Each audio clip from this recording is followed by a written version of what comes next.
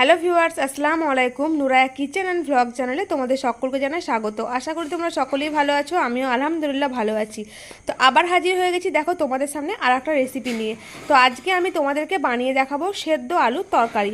তো এই যদি আলু কেউ পছন্দ না করো, তো এইভাবে যদি আলুর তরকারি করে খাও তো অবশ্যই তোমাদের পছন্দ হবেই। তো তোমরা একবার হলেও বাড়িতে এটা ট্রাই করবে। এটা লুচি বলো আর রুটি পরোটা দিয়ে একদম পারফেক্ট আলুর তরকারি। তো ছোলা কাবলিগুলোকেও হার মানাবে যদি এইভাবে আলুর তরকারি দিয়ে লুচি বা রুটি খাও। তো তোমরা অবশ্যই বাড়িতে রান্না করে দেখবে আর আমাকে কমেন্টে জানাবে। তো চলো বেশি আর বকবক করবো না, দেরি না করে রেসিপিটা তোমাদের সঙ্গে শেয়ার করি। আর একটা কথা বলি, যদি আমার চ্যানেলের রেসিপি তোমাদের ভালো লেগে থাকে তো অবশ্যই আমার চ্যানেলটাকে সাবস্ক্রাইব করে দিও, পাশে থাকা বেল আইকনটি টিপে অল বাটনটি প্রেস করিও, তাহলে নোটিফিকেশন। তো বন্ধুরা রেসিপিটা এবার শুরু করা যাক। তো বন্ধুরা চলো এই সেদ্ধ আলুর তরকারিটা আজকে আমি তোমাদের সঙ্গে শেয়ার করি। তো বেশি দেরি না করে, বেশি সময় নষ্ট না করেই প্রথমে আমি রেসিপিতে চলে এলাম। আর এখন দেখো গ্যাসের মধ্যে দিয়ে দিয়েছি কড়াই। তো এই সেদ্ধ আলুর তরকারিটা গরম ভাত বা রুটি সব কিছু দিয়ে দারুণ জমে যাবে। ভাতের থেকে এটা রুটিতে কিন্তু খুবই সুন্দর, রুটি বলো লুচি বলো এইসব দিয়ে কিন্তু এই সেদ্ধ আলুর তরকারিটা খেতে খুব সুন্দর হয়। তো চলো দেরি না করে আমি রান্নাটাকে এখন শুরু করে দিই। তো কড়াইতে দেখো বসিয়ে দিয়েছি, কড়াইটা গরমও হয়ে গেছে। আর আমি এখন এখানে দিয়ে দেবো হচ্ছে সর্ষের তেল। তো দিলাম কিছুটা পরিমাণে সর্ষের তেল।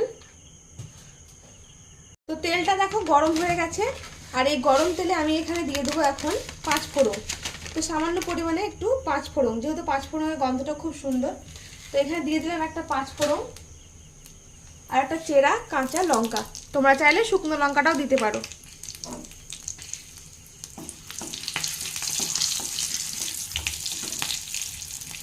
গ্যাসের ফ্লেমটাকে কমিয়ে দিয়েছি। এখন দিয়ে দেবো একটা পেঁয়াজ কুচি। একটা ছোট সাইজের কুচি পেঁয়াজ আমি দিলাম।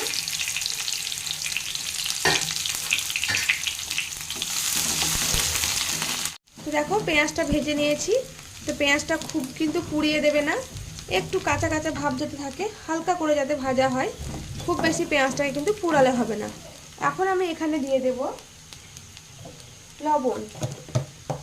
এখানে কিন্তু আমি আদা রসুন বাটা ব্যবহার করব না। তোমরা চাইলে পেঁয়াজটাকেও স্কিপ করতে পারো, যারা পেঁয়াজ ভালোবাসো না তারা পেঁয়াজ না দিলেও পারো, শুধুমাত্র গুঁড়ো মশলা দিয়ে। তো দেখো স্বাদ মতো দিয়ে দিলাম লবণ। তারপর দিয়ে দেবো হলুদ।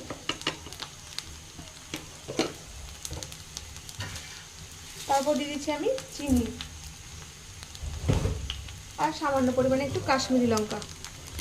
যেহেতু এটা বাচ্চা খাবে না আমার বাড়িতে, তার জন্য এটা আমি লঙ্কা একটু দিলাম। এখন চলো একটু ভেজে নেব মশলাটাকে।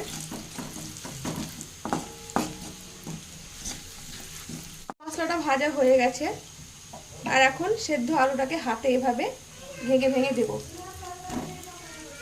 এভাবে হাতে হাতে ভেঙে দেব।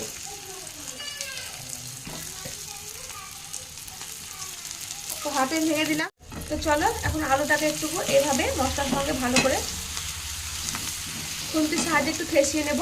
তবে বেশি ভেঙে দেবার কোনো দরকার নেই, একটু একটু গোটা গোটাও রেখে দেবে। তোমরা চাইলে এটাকে চাকু দিয়েও কেটে দিতে পারো, কিন্তু হাত দিয়ে মানে একটু ঠেসে ঠেসে দিলে সেটাও কিন্তু ভালো হবে, চাকু দিয়ে কাটার কোনো দরকার নেই।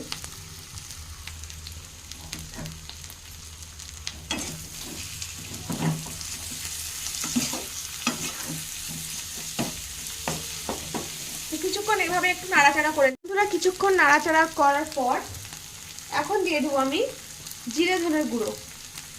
তো হাফ চা চামচ জিরে ও ধনের গুঁড়ো দিয়ে দিলাম। আবার ভালো করে জিরে ধনেটাকে মিশিয়ে নেব আমি আলুর সঙ্গে।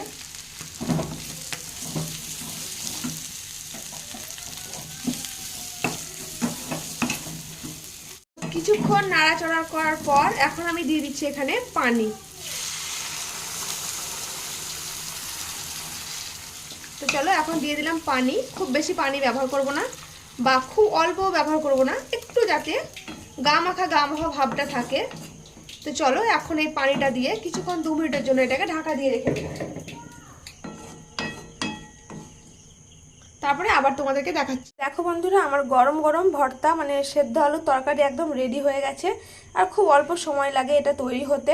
তোমরা চাইলে ওপর থেকে একটু ধনেপাতা ছিটিয়ে দিতে পারো, তো টেস্টটা আরও হয়তো বেশি হয়ে যাবে, দ্বিগুণ হয়ে যাবে। তো এই মুহূর্তে ধনেপাতা আমার কাছে নেই, তার জন্য এটা আমি স্কিপ করলাম।